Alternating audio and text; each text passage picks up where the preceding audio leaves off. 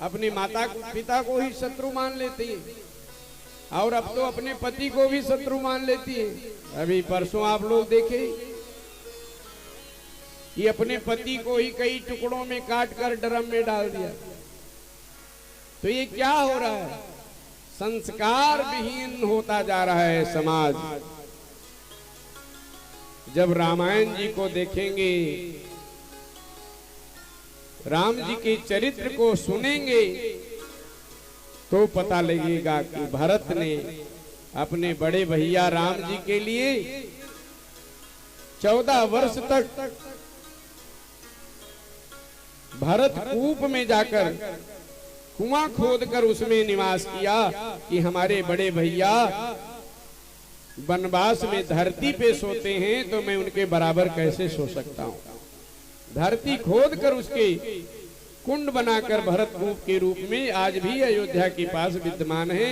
जब आप लोग अयोध्या जाना तो जरूर दर्शन करना। हम लोग अयोध्या के ही पास, हम लोग 84 कोस में आते हैं। हमारे महेश ओझा जी भी, हम लोग भी साइकिल से प्रत्येक त्रयोदशी को अयोध्या नागेश्वर नाथ जल चढ़ाते थे हम जब पढ़ते थे। तो जब भरत जी के चरित्र को पढ़ेंगे, भरत जी के चरित्र को सुनेंगे तो हृदय में संस्कार आएगा कि अपने भाई का आदर कैसे होता है। संसार में कोई ऐसा उदाहरण नहीं मिलेगा कि जहां 14 वर्ष तक किसी की पादुका ने सिंहासन पर बैठकर राज किया हो, वह केवल सनातन धर्म में है। जहां अयोध्या में भगवान प्रभु राम जी के खड़ाओं 14 वर्ष तक राज किया, ये केवल सनातन धर्म में है। बोलिए सत्य सनातन धर्म की जय। तो जब रामायण जी को पढ़ेंगे तो अपने पिता की आज्ञा मानेंगे कि एक आज्ञा पे प्रभु राम जी 14 वर्ष वन में चले गए।